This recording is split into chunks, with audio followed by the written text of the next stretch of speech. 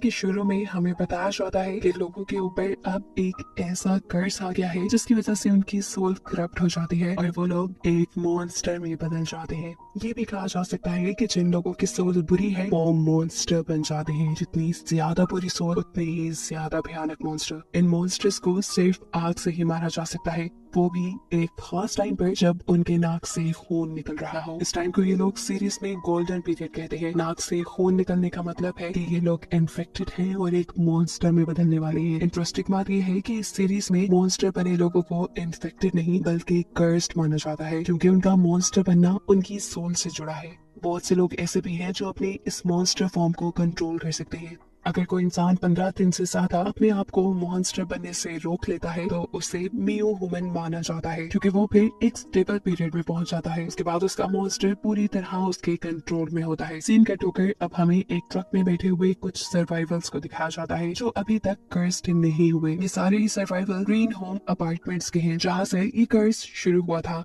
इन survivals को अब military base लेकर जाया जा रहा था। अब सीन कट होता है और हमें एक और वैन में युंगसू नामी एक लड़के को दिखाया जाता है। युंगसू एक मियो वुमन है, यानी वो कर्स्ड होने के बावजूद भी अपने मॉन्स्टर को काफी दिनों तक कंट्रोल कर पा रहा था। ऐसे में उसके ब्लड से बाकी सभी सर्वाइवल्स के लिए वैक्सीन बनाई जा सकती थी, इसीलिए उसे मिलिट्री की साइंस लैब में लेकर जाया जा रहा था और ये काम कर रहा था सोंगवू। सीन कट होकर हमें लैब के अंदर डॉक्टर लिम को दिखाया जाता है जो मॉन्स्टर बने इंसान के ऊपर एक्सपेरिमेंट करके वैक्सीन बनाने की कोशिश तो कर रही है लेकिन अभी तक नाकाम है। सीन्स दोबारा युंगसू की तरफ शिफ्ट होते हैं। वो जो अभी सोया हुआ था अचानक उसे होश आता है और वो देखता है कि उसका ड्राइवर जिसका नाम सोंगवू है वो उसे मिलिट्री वालों से भगाकर कहीं दूर ले जा रहा है। इस टाइम सोंगवू भी होश में नहीं है क्योंकि उसका मॉन्स्टर अभी उसके ऊपर हावी हुआ था और ये चीज योंगसू ने नोटिस कर ली थी। इसलिए वो सोंगवू से लड़ते हुए इस गाड़ी को रोकने की कोशिश करता है। देखने को मिलता है कि इनका पीछा एक ईक्यू नामी लड़की भी कर रही थी जो पहले मिलिट्री फोर्स का ही एक हिस्सा थी। साथ ही साथ मिलिट्री की बहुत सी वैन्स और हेलीकॉप्टर्स भी उनका पीछा कर रहे थे। उनको आगे बढ़ने से रोकने के लिए मिलिट्री वाले अपने बम के जरिए आगे का ब्रिज ही तोड़ देते हैं, लेकिन चालाक सोंगवू ब्रिज के नीचे से ही अपनी गाड़ी आगे बढ़ा देता है। मिलिट्री वाले इनकी कार पर हमला भी नहीं कर सकते थे क्योंकि ऐसे में योंगसू की जान को खतरा हो सकता था और इन्हें हर हाल में सोंगवू जिंदा चाहिए था क्योंकि वो आखिरी मियो वुमन था जिसके जरिए वैक्सीन बनाने की और इंसानों को बचाने की उम्मीद जागी हुई थी। यहाँ एक जो मिलिट्री वालों की गाड़ी के पास ही अपनी गाड़ी रोकते हैं उसे मिलिट्री के 2 ऑफिसर्स बात करते हुए सुनाई देते हैं जो कह रहे थे कि मिलिट्री बेस के अंदर कुछ और भी मियो वुमेन्स हैं लेकिन फिर भी उन्हें बेहतर एक्सपेरिमेंट के लिए योंगसू ही चाहिए और उसके वहां जाते ही बाकी मियो वुमेन्स को मार दिया जाएगा क्योंकि वो फिर उनके लिए किसी काम के नहीं रहेंगे। सीन कट होकर दोबारा हमें ग्रीन होम अपार्टमेंट के सर्वाइवल्स को दिखाया जाता है जिन्हें मिलिट्री बेस लेकर जाया जा रहा था, लेकिन रास्ते में ब्रिज टूटा होने की वजह से इनको रुकना पड़ता है। गाड़ी अगर आगे बढ़ानी थी तो इन्हें वहाँ का मलबा हटाना था जो काम भी सर्वाइवल से ही करवाया जाता है और हमें दिखाया जाता है कि सर्वाइवल्स के साथ ये फौजी बहुत ही बुरा सलूक कर रही है।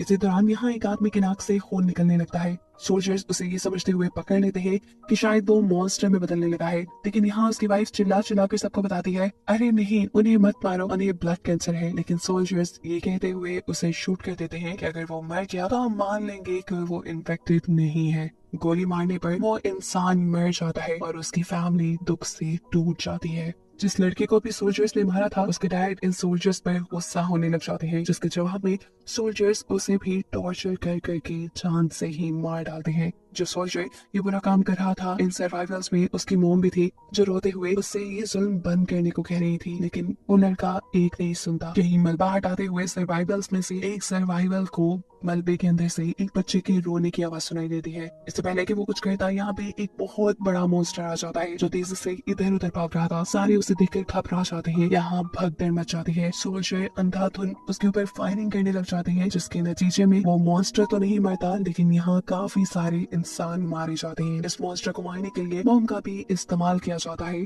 जिसके नतीजे में और इंसान भी मारे जा चुके थे। अजीब बात ये थी कि उस मॉन्स्टर ने अभी तक किसी इंसान के ऊपर हमला नहीं किया था। जितने भी इंसान मारे गए थे वो सोल्जर्स के ही हमले से मारे गए थे। ये मॉन्स्टर अच्छी थी, इसका अंदाजा हमें ऐसे होता है कि वो एक बच्चे को भी बचाकर उसकी मोम तक पहुंचाती है। मौका पाते ही अब सारे के सारे सर्वाइवल्स अपने अपने ट्रक पे बैठ जाते हैं। ग्रीन होम अपार्टमेंट्स वाले सर्वाइवल भी अपने ट्रक में बैठ जाते हैं जिसका ड्राइवर था मिलिट्री ऑफिसर चांग योंग। इस जगह एक मॉन्स्टर आया हुआ था, इन सब की जान को खतरा था। चैंग योंग का सीनियर जल्दी से अपने ट्रक को भगाने को कहता है, लेकिन वो ट्रक आगे नहीं लेकर जाता क्योंकि एक सर्वाइवर ली योंग अभी पीछे ही रह गई थी। अपनी बॉस की डांट सुनने के बावजूद भी वो ली योंग का वेट करता रहा। ली योंग यहाँ उस सोल्जर को दिख रही थी जिसने अभी कुछ देर पहले बेफजूल एक लड़की और उसकी डैड की जान ली थी। हालांकि उसकी मॉम ने उसे मना भी किया था और अब उसे उसकी बुरे की सजा यही इस दुनिया में मिल जाती है क्योंकि मिलिट्री की चलाई हुई गोलियों की वजह से अब उसकी मॉम भी मारी जा चुकी है, जिन्हें देखकर ये ऑफिसर बहुत ही ज्यादा दुखी होता है और अपने ही गन से अपने आप को मार देता है। लियोंग चुपचाप खड़ी ये सब कुछ देख रही थी। उसके मरने के बाद वो इस ऑफिसर की गन उठाती है और अपनी ट्रक में बैठ जाती है, जिसके बाद चैन योंग भी अपना ट्रक स्टार्ट कर देता है। चैन योंग के सीनियर ऑफिसर लगातार उसके ऊपर गुस्सा कर रहे थे, यहाँ तक कि वो उसे मारने भी लग जाते हैं और ये देखकर लियोंग को गुस्सा आ जाता है। वो उसके ऊपर गन पॉइंट कर देती है और कहती है, जैसा मैं कह रही हूँ बस वैसा ही करो,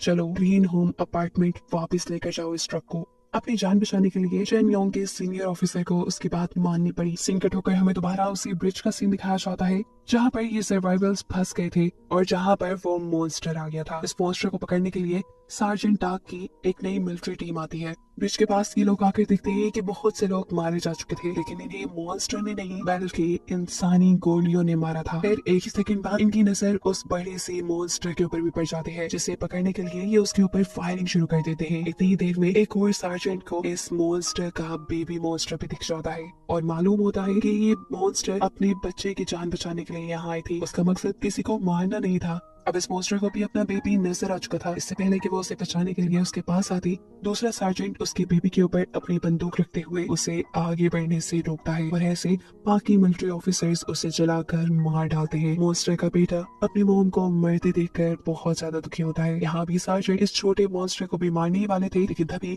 सार्जेंट आकर उसे रोक देते हैं और कहते हैं, इसे मत मारो। जवाब में दूसरा सार्जेंट कहता है, मॉन्स्टर्स को मारना हमारी ड्यूटी है और हमने ये वादा किया हुआ है। और फिर सार्जेंट कहते हैं, नहीं, हमने सिर्फ बुरे मॉन्स्टर्स को मारने का वादा किया है जो इंसानों को नुकसान पहुंचाएंगे। ऐसे सार्जेंट के कहने पर दूसरे सार्जेंट इस मॉन्स्टर बच्चे को छोड़ देते हैं और ये बच्चा यहाँ से चला जाता है। सीन कट होकर अब हमें युक्सु को दिखाया जाता है। सांगवूक उसे लेकर एक मॉल में आ चुका था। वो यहाँ खुद भी अच्छे कपड़े पहनता है और युक्सु को भी यही करने को कहता है, लेकिन युक्सु उसकी बात मानने को तैयार नहीं था। जवाब में सांगवूक कहता है, अरे तुम तो मेरा शुक्र मनाओ, मैं तुम्हें बचाकर यहाँ तक ले आया, वरना अभी तुम लैब में होते और तुम्हारे ऊपर ऊट पटांग के एक्सपेरिमेंट चल रहे होते। सोंगवूक बताता है कि वो खुद भी मिलिट्री लैब से भाग कर आया था क्योंकि वो जीना चाहता था और वहाँ पर नियो ह्यूमंस के ऊपर बहुत ही गंदे एक्सपेरिमेंट चल रहे थे।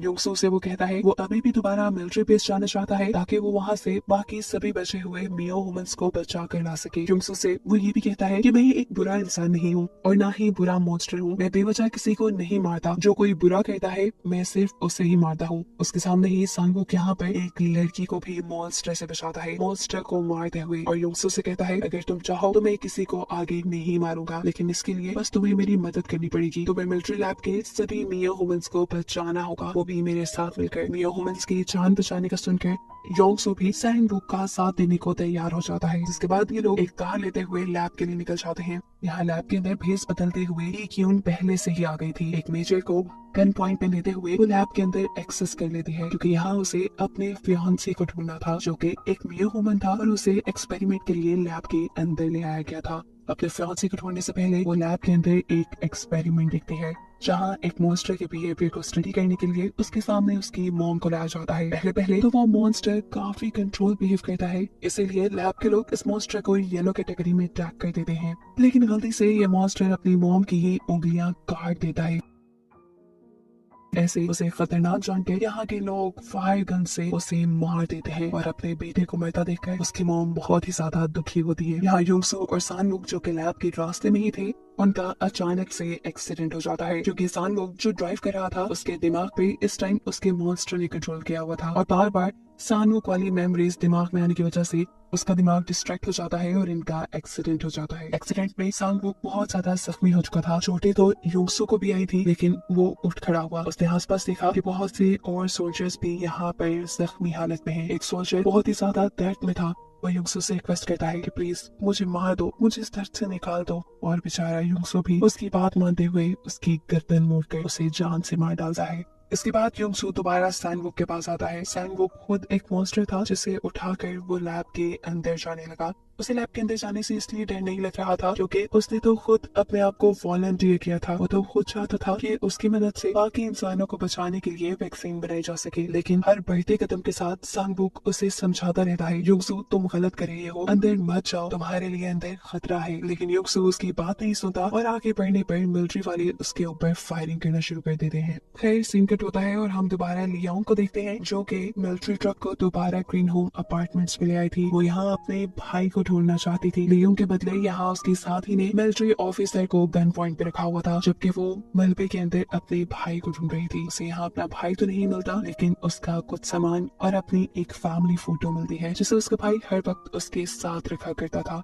हमें मालूम होता है कि उसकी कुछ डिजायर्स थी, कुछ ख्वाहिशें थी अपनी फैमिली को लेकर, और इन्हीं ख्वाहिशों की वजह से उसकी सोल कर्स हुई थी और वो एक मॉन्स्टर बना था। यहाँ ट्रक के अंदर हमें देखने को मिलता है कि वो मिलिट्री ऑफिसर एक दूसरे सर्वाइवल को वैक्सीन और शेल्टर का लालच देते हुए उससे लड़की के हाथ से गन लेने को कहता है, और ऐसा कहते ही वो जब आजाद होता है तो फौरन ही जाकर लियोंग को पकड़ लेता है। लियोंग ने उसे इतना सताया जो था, अब लियोंग को ये भुगतना था। उसे मारते हुए वो वापस ट्रक तक ले आया और चैंगयोंग से उसने अब सभी सर्वाइवल्स को बांधने को कहा। जितने में चैंगयोंग ये काम कर रहा था, उन्हें करीब ही मॉन्स्टर्स की आवाजें आने लगी। यानी ये लोग अगर ज्यादा देर यहाँ रुकते तो उनकी जान को खतरा भी हो सकता था। यहाँ मॉन्स्टर्स थे। हाथ बांधे हुए चैंगयोंग लियोंग की रस्सी ढीली छोड़ देता है ताकि वो अपने हाथ छुड़वाकर सबको बचा सके। इससे पहले कि ये लोग यहाँ से आगे बढ़ जाते, यहाँ पर इन्हें एक औरत दिखाई देती है। हमें मालूम होता है कि 1 साल पहले उसका बेटा मारा गया था और अब वो अपने एक ककून से निकली थी।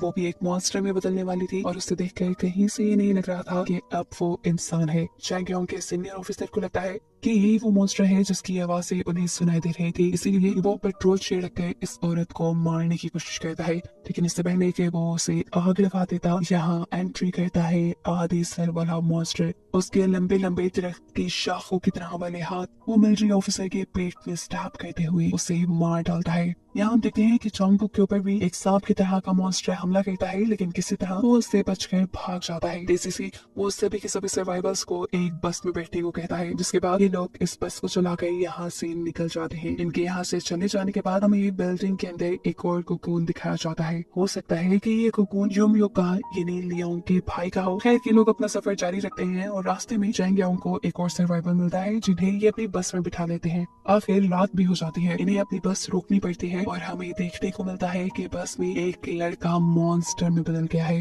जिसे बस में चढ़ने वाला ये आदमी बहुत ही हिम्मत करके मार डालता है। इनकी इस पूरी लड़ाई में गलती से एक लड़की भी उनकी चलाई गोली की वजह से मारी गई थी, जिसकी मौत से इन सबको काफी दुख हुआ था।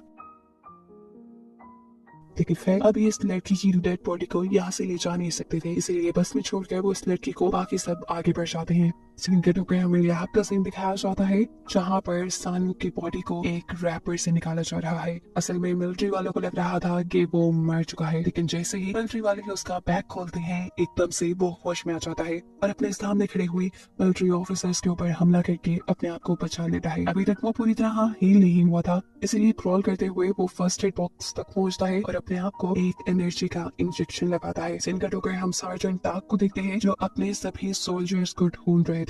ब्रिज के आसपास उन्हें अपने बहुत सारे सोल्जर्स मरे हुए मिलते हैं। देखकर उन्हें काफी दुख होता है कि उनकी टीम के इतने सारे लोग मारे गए और अब वो अपनी टीम से कहते हैं आगे चलकर बाकी सोल्जर्स को ढूंढो। लेकिन तब उनके साथ ही यानी सार्जेंट किम उनसे कहते हैं सार्जेंट प्लीज हमें अपने बचे हुए सोल्जर्स के बारे में इस टाइम सोचना चाहिए, हमें वापस मिलिट्री बेस के अंदर चले जाना चाहिए। यहाँ ना चाहते हुए भी सार्जेंट टाक को उनकी बात माननी पड़ती है क्योंकि दूसरे सोल्जर्स के बचने के चांसेस भी कोई 1 से 2% ही थे। जाने से पहले सार्जेंट टाक सभी मरे हुए सोल्जर्स को रिस्पेक्ट देते हुए जला देते हैं और फिर आगे बढ़ते हैं। यहाँ लैब के अंदर अब हमें युंगसू को दिखाया जाता है। डॉक्टर लिम ने उसके ऊपर एक्सपेरिमेंट शुरू कर दिए थे। एक्सपेरिमेंट के तौर पर अब युंगसू को पूरा खून से नहला दिया जाता है और उसके सामने रखा जाता है एक बहुत ही खौफनाक मॉन्स्टर। ये बहुत ही ज्यादा एग्रेसिव था। डॉक्टर लिम ये देखना चाहते थे कि क्या इतने एग्रेसिव मॉन्स्टर के सामने उससे लड़ने के लिए युंगसू का मॉन्स्टर जागेगा या नहीं। एकदम से ये बड़ा सा मॉन्स्टर युंगसू के ऊपर हमला कर देता है। युंगसू का मॉन्स्टर तो नहीं जागता, लेकिन अब युंगसू की जान पूरी तरह खतरे में थी। इससे पहले कि ये मॉन्स्टर उसे बाइट करता, मॉन्स्टर की सारी यादें उसे वापस आ जाती हैं। उसे वो टाइम याद आ जाता है जब वो एक इंसान था। वो युंगसू से कहता है नहीं मैं किसी के ऊपर हमला नहीं कर सकता। वो अभी यही बात कर रहा था कि लैब में खड़े हुए दूसरे ऑफिसर्स ने आग के जरिए इस मॉन्स्टर को मार दिया था। क्योंकि उन्होंने तो यही देखा था कि मॉन्स्टर ने योंगसू पे हमला कर दिया। ये तो नोटिस ही नहीं किया कि मॉन्स्टर हमला करने के लिए आगे बढ़ा जरूर था, लेकिन उसने योंगसू को चोट नहीं पहुंचाई थी। उसकी मौत को देखकर योंगसू को बहुत दुख होता है और वो रोते हुए डॉक्टर नेम से कहता है, अरे इसे क्यों मार दिया, ये बुरा तो नहीं था। जवाब में डॉक्टर नेम उसे कहते हैं, जो हमारे काम का नहीं होता हम उसे मार देते हैं। ये बात सुनने के बाद योंगसू रोता रहता है। असल में मॉन्स्टर इतने बुरे भी नहीं थे जितना उन्हें बताया जा रहा था। खैर अब योंगसू दोबारा डॉक्टर नेम के पास जाता है और कहता है कि मैं अपने आप को वॉलंटियर करने के लिए तैयार हूँ, मेरे से आप लोग वैक्सीन बनाएं। डॉक्टर नेम यहाँ उसे वार्न भी कहते हैं कि ऐसा करते हुए तुम्हारी जान भी जा सकती है, लेकिन योंगसू हर कीमत पे बाकी लोगों को बचाने के लिए तैयार था। इधर देखने को मिलता है कि सार्जेंट टाक की पूरी टीम के साथ साथ चैंगयोंग भी ग्रीन होम अपार्टमेंट्स के सर्वाइवल को लेकर यहाँ सेफ्टी कैंप में आ चुका है, जहाँ सार्जेंट टाक सभी सर्वाइवल्स के ऊपर एक नजर दौड़ाते हैं। और तभी एक और ऑफिसर आकर उन्हें मेजर का एक मैसेज देता है कि उनकी टीम को आगे रेस्क्यू ड्यूटी से रोक दिया गया है, क्योंकि इस काम में पहले भी 2 सार्जेंट मारे जा चुके हैं। सार्जेंट टाक को समझ नहीं आ रही थी कि मेजर ने ऐसा गंदा डिसीजन क्यों लिया। जहाँ मेजर उनसे कहते हैं, सार्जेंट हम जितनी भी कोशिश कर ले इंसानों का बच पाना हमारे हाथ में नहीं। सार्जेंट टाक को उनकी बातें समझ नहीं आ रही थी। यहाँ मेजर अब सार्जेंट टाक से कहते हैं, अगर आपकी फोर्स सेफ्टी कैंप के अंदर है तो उन्हें लेकर अपनी मिलिट्री बेस के अंदर चले जाएं, क्योंकि सेफ्टी कैंप के अंदर खतरा है। जनरल की बातें सार्जेंट टाक को बिल्कुल समझ नहीं आ रही थी कि आखिर वो ऐसा कह क्यों रहे थे। इतना तो सार्जेंट टाक भी जान गए थे कि मेजर जरूर उनसे कुछ छुपा रही है। इससे पहले कि सार्जेंट टाक उनसे कुछ पूछ पाते, यहाँ मेजर अपने आप को गोली मारकर अपनी जान खत्म कर देते हैं। अब सीन कट होता है और हमें दोबारा मिलिट्री लैब का सीन दिखाया जाता है। ईक्यून जो कि इस लैब के अंदर आ चुकी थी अपने फियांसी को ढूंढने के लिए, वो अब लैब के एक दूसरे चैम्बर में जाने की कोशिश कर रही थी, लेकिन यहाँ के लिए उसे एक पास चाहिए था। हलचल महसूस होने पर डॉक्टर लिम यहाँ जाते हैं। वो ईक्यून को पहचान लेते हैं और कहते हैं, क्या मैं तुम्हारी कुछ मदद कर सकता हूँ? असल में मैंने तुम्हें पहचान लिया है, तुम सांगवुक की फियांसी हो ना, वो मेरा दोस्त है। अगर तुम उससे मिलना चाहती हो तो मैं तुम्हारी मदद कर सकता हूँ। सांगवुक वही लड़का था जो योंगसू को यहाँ तक लेकर आया था। ईक्यून को डॉक्टर लिम की बात पे यकीन नहीं था, इसीलिए वो डॉक्टर लिम के ऊपर भी गन पॉइंट कर लेती है। डॉक्टर लिम अब उसे एक कंटेनर के पास लेकर जाती है, जिस मिरर के कंटेनर के अंदर सांगवुक को रखा गया था। उसे देखकर यहाँ उसे रोना आ जाता है, उसकी हालत खराब हो जाती है, उसको जोर से पेट में दर्द भी होने लगता है, जहाँ हमें मालूम होता है कि असल में ईक्यून प्रेग्नेंट है। यहाँ डॉक्टर के जरिए ईक्यून को मालूम होता है कि ईक्यून के पेट में जो बच्चा है वो भी कर्स्ड है, इन्फेक्टेड है, यानी जब वो पैदा होगा तो वो एक मॉन्स्टर होगा, क्योंकि उसका बाप एक मॉन्स्टर है। दूर खड़ा सांगवुक ये सब कुछ देख रहा था। खैर अब हम देखते हैं कि डॉक्टर लिम को यहाँ से कुछ सोल्जर्स पकड़ कर ले जाते हैं। उन्हें ले जाया गया था प्राइम मिनिस्टर के पास। प्राइम मिनिस्टर यहाँ पर डॉक्टर लिम को एक टेची केस खोलने को कहते हैं, जिसे खोलने पर उन्हें इसके अंदर कुछ नहीं मिलता। असल में इसके अंदर वैक्सीन होनी चाहिए थी, जिसे डॉक्टर लिम ने पहले से पहले ही छुपा दिया था। उससे में अब प्राइम मिनिस्टर डॉक्टर लिम के हाथ पे शूट कर देते हैं और फिर डॉक्टर लिम से कहता है, मुझे लगता है कि आने वाले कुछ अरसे में इस पूरी दुनिया में मॉन्स्टर्स का राज होगा, लेकिन इससे पहले कि सभी इंसान मॉन्स्टर में बदल जाए, मैं सभी इंसानों को खत्म कर देना चाहता हूँ। प्राइम मिनिस्टर की बात सुनकर लिम हंसने लग जाता है और प्राइम मिनिस्टर से कहता है, अगर आपने ऐसा कर लिया तो मैं आपको भी वैक्सीन दे दूंगा, जिससे आप मॉन्स्टर नहीं बनेंगे। लिम की बात सुनकर प्राइम मिनिस्टर बस एक बटन दबाते हैं और इससे सेफ्टी कैंप में लगे बहुत से बॉम्ब्स फट जाते हैं और वहाँ जितने भी सर्वाइवल्स को रखा गया था वो सभी मरने लग जाते हैं। और यहाँ पर ये मिस्ट्री रिवील होती है कि क्यों आखिर जनरल सार्जेंट टैंक को सेफ्टी कैंप से दूर रखना चाह रहे थे, क्योंकि उन्हें प्राइम मिनिस्टर के बुरे इरादों के बारे में पहले से ही पता चल गया था और वो प्राइम मिनिस्टर को रोक भी नहीं सकते थे। प्राइम मिनिस्टर के किए हुए इस हमले की वजह से अब हजारों लोग मारे गए थे। ये सब करने के बावजूद भी डॉक्टर लिम प्राइम मिनिस्टर को वो वैक्सीन नहीं देता, क्योंकि अभी तक कोई वैक्सीन बनी ही नहीं थी। सच्चाई जानकर प्राइम मिनिस्टर डॉक्टर लिम को मारने ही वाले थे, लेकिन ठीक वक्त पर यहाँ सार्जेंट टैंक आ जाते हैं और प्राइम मिनिस्टर और उनकी पूरी टीम को मारते हुए वो डॉक्टर लिम को बचा लेते हैं। लैब के अंदर हमें दिखाया जाता है कि सांगवुक लैब के अंदर के सभी मॉन्स्टर्स को आजाद कर देता है और उसे ऐसा करने से योंगसू रोक भी रहा था। इसी चक्कर में इन दोनों के दरमियान में लड़ाई भी हो जाती है और सांगवुक योंगसू को अपने पावर से फ्रीज भी कर देता है। फ्रीज करने के बाद उसे लगा कि योंगसू मर गया है, इसीलिए वो उसे ऐसे ही यहाँ से छोड़कर आगे बढ़ गया। खैर अब सीन यहीं से कट होता है और हमें आज से तकरीबन 1 साल बाद का वक्त दिखाया जाता है। सर्वाइवल्स बहुत ही थोड़े बचे हैं और उन्होंने स्टेडियम को अपना ठिकाना बनाया हुआ है। इन सब लोगों का ख्याल रखने के लिए इन सब लोगों के लीडर 2 हैं, एक है सार्जेंट टैग और दूसरा चीफ जी। सार्जेंट टैग इन सब लोगों की हिफाजत करता है चीफ जी स्टेडियम की देखभाल करती है, वहाँ की रिपेयरिंग करती है और सब लोगों की मदद भी करती है। चीफ जी लोगों की नजरों में तो बहुत अच्छी थी, लेकिन हमें मालूम हुआ कि चीफ जी का एक बहुत ही बड़ा सीक्रेट है। उसने असल में इसी स्टेडियम के अंदर एक मॉन्स्टर को छुपा के रखा हुआ है, जिसके बारे में वो किसी को भी पता नहीं चलने देती, यहाँ तक कि अपनी बेटी को भी नहीं। खैर, अब हम देखते हैं कि चीफ जी अपने पास 2 लड़कों को बुलाते हैं और उन्हें एक काम देते हैं। ये काम था लियोंग का पीछा करने का। लियोंग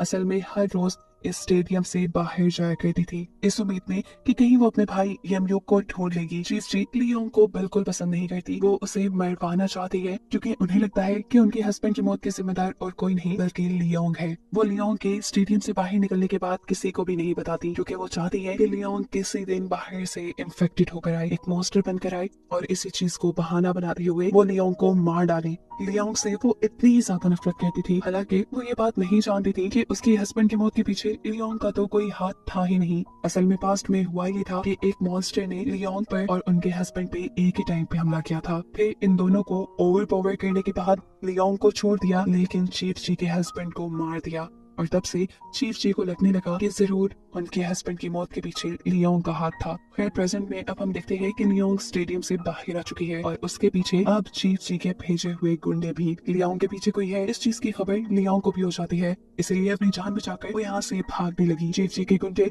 अपनी बंदूकों से लियोंग को मारने की कोशिश करते हैं, लेकिन लियोंग बचकर वहाँ से बाहर निकलती है। लियोंग जाकर जिस फैक्ट्री में छुपी थी, उसी फैक्ट्री के अंदर अब वो गुंडे भी आ चुके थे। इससे पहले कि वो लोग यहाँ लियोंग को देखते, उनकी नजर यहाँ बैठी एक बच्ची पे पड़ती है। इसका नाम है आही। देखने में तो ये बच्ची बिल्कुल नॉर्मल लग रही थी, लेकिन अचानक से ये बच्ची उस लड़के का हाथ पकड़ते हुए उसे मॉन्स्टर बना देती है। वो लड़का मॉन्स्टर बनते ही अपने दूसरे साथी को मार डालता है और फिर देखते ही देखते इस फैक्ट्री के अंदर बहुत से मॉन्स्टर्स निकल आते हैं। इन मॉन्स्टर्स में से एक ने लियोंग के ऊपर भी हमला कर दिया था और इससे पहले कि ये मॉन्स्टर लियोंग को मार देता, कोई आकर लियोंग को बचा लेता है। लियोंग जैसे ही फैक्ट्री से बाहर आती है तो उसे अपने सामने आही नजर आती है। आही के बाजू पे बिल्कुल वैसा ही कपड़ा बंधा था जैसा लियोंग के बाजू पे बंधा था और ये देखकर लियोंग समझ गई कि जरूर इस लड़की का उससे कोई ताल्लुक है। इस लड़की ने या शायद इसके ही किसी साथी ने उसे एक मॉन्स्टर से बचाया था। लियोंग की बात जानना चाहती थी, वो जानना चाहती थी कि आही कौन है। वो उसे अपने साथ पे चलने को कहती है, लेकिन हम देखते हैं कि यहाँ पर अचानक चीफ जी का भेजा हुआ तीसरा गुंडा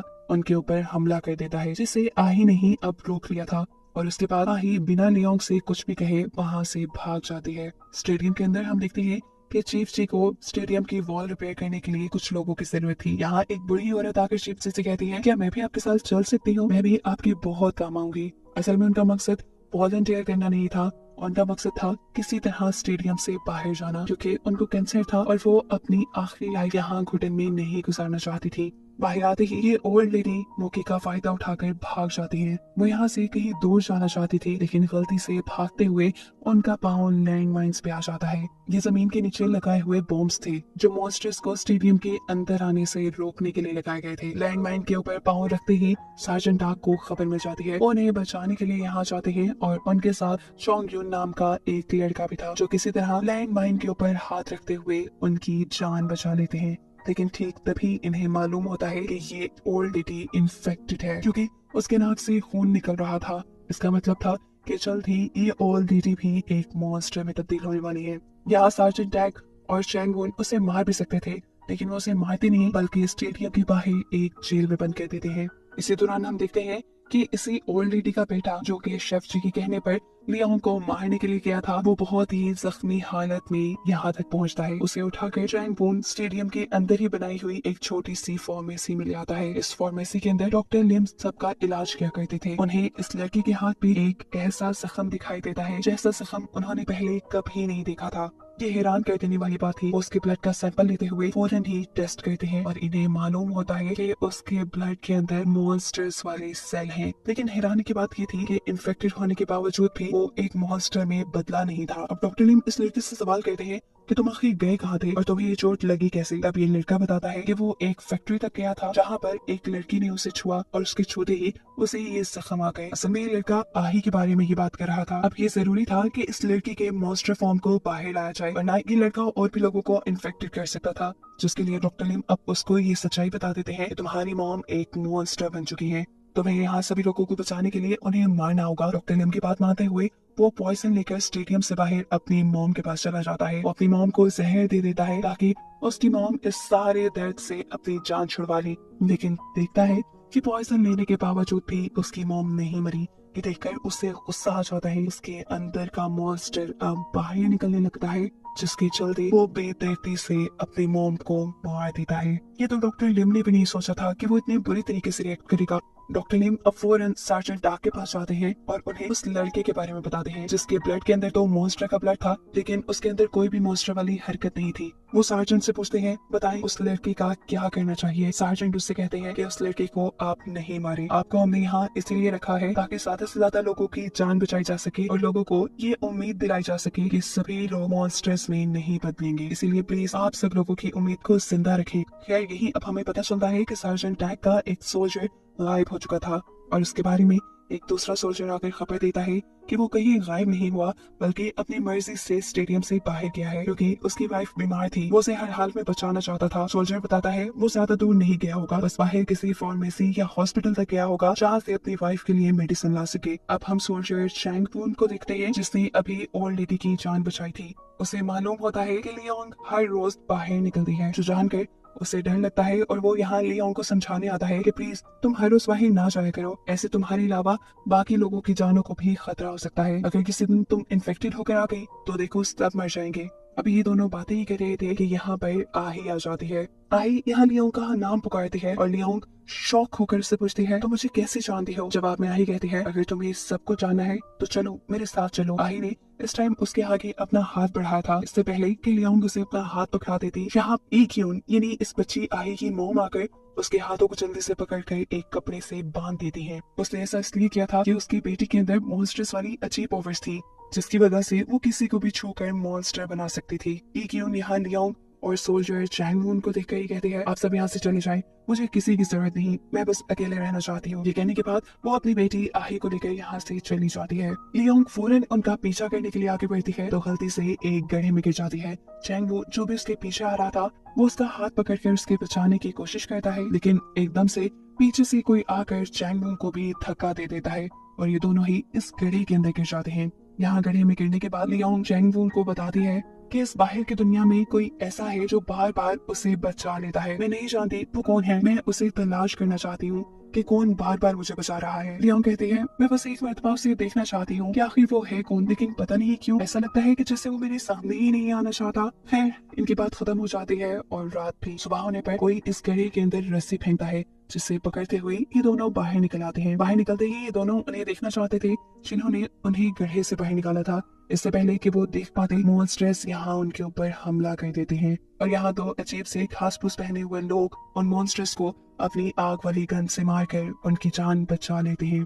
लियोंग उनसे पूछती है, आप कौन? लेकिन ये दोनों उनकी बातों का जवाब दिए बगैर उनके हाथों को बांधकर फैक्ट्री के अंदर बंद कर देते हैं। यहाँ हमें इक्यून को दिखाया जाता है जो इस टाइम अपनी बेटी आही को डांट रही थी क्योंकि उसने एक और मर्तबा एक और इंसान को छूकर उसे मॉन्स्टर बना दिया था। हालांकि इक्यून ने उसे हजारों मर्तबा मना किया था, उसे बार बार ये कहा था कि तुम्हें एहतियात करनी है। आही को सजा देने के लिए अब वो आही को वॉशरूम में बंद कर देती है। गलती से बाथरूम के अंदर किसी तरह से आग लग जाती है और मजबूरन इक्यून को अपनी बेटी को बचाने के लिए उसे वहाँ से बाहर निकालना पड़ता है। इस टाइम हम देखते हैं कि ये लोग एक बोट पे थे और यहीं पर आही का एक मॉन्स्टर दोस्त भी आया था। इस मॉन्स्टर को देखकर इक्यून उस मॉन्स्टर के ऊपर फायर कर देती है, ये जाने बगैर कि वो आही का दोस्त है। अपने आप को बचाने के लिए वो मॉन्स्टर पानी के अंदर जंप कर देता है। अब आही जिसने ये देखा था कि उसकी मॉम ने उसके दोस्त को मार दिया, उसे लगता है कि उसकी मॉम मॉन्स्टर्स को पसंद नहीं करती। उसे लगता है कि उसकी मॉम चाहती है कि वो उनकी जिंदगी से बहुत दूर चली जाए, इसीलिए वो अपनी मॉम से कहती है, आप मुझे नहीं अपने पास रखना चाहती ना, इसीलिए मैं जा रही हूँ। ये कहते ही वो भी पानी के अंदर जंप कर देती है। इक्यून उसे बचाने के लिए फौरन पानी के अंदर जंप करती है, लेकिन उन्हें अब आही कहीं नजर नहीं आ रही थी। सीन्स एकदम से फ्लैशबैक में शिफ्ट होते हैं जहाँ आही पैदा हुई थी। उसके पैदा होने के बाद इक्यून को लगने लगा कि उसने एक मॉन्स्टर को जन्म दिया है, उसे इस मॉन्स्टर को मार देना चाहिए, लेकिन उसके मारने से पहले ही योंगसू यहाँ आ जाता है। इक्यून इस बच्ची को यहाँ छोड़कर चली जाती है, जिसे योंगसू उठा लेता है और पालना शुरू कर देता है। हर गुजरते दिन के साथ इक्यून को ये एहसास होने लगा था कि अगर योंगसू उसकी बेटी को पाल सकता है तो वो क्यों नहीं। उसने आज तक कोई मॉन्स्टर वाली हरकत नहीं की थी, वो एक नॉर्मल इंसान थी। इसे सोच के चलते एक दिन इक्यून अपनी बेटी को अपना लेती है, लाइफ बेहतरी की तरफ जाना शुरू करती है। लेकिन फिर एक दिन कुछ लोग आही के ऊपर हमला कर देते हैं। इक्यून फौरन उसे बचाने जाती है तो देखती है कि आही को इस हमले से कुछ भी नहीं हुआ था, उल्टा वो तो खड़े होकर सबको छू छू कर मॉन्स्टर बनाने लगी थी। और ये देखकर उसे एहसास हो गया कि वो गलत थी, उसकी बेटी आही एक मॉन्स्टर ही थी। और ये जानकर उसे बहुत ज्यादा दुख होता है।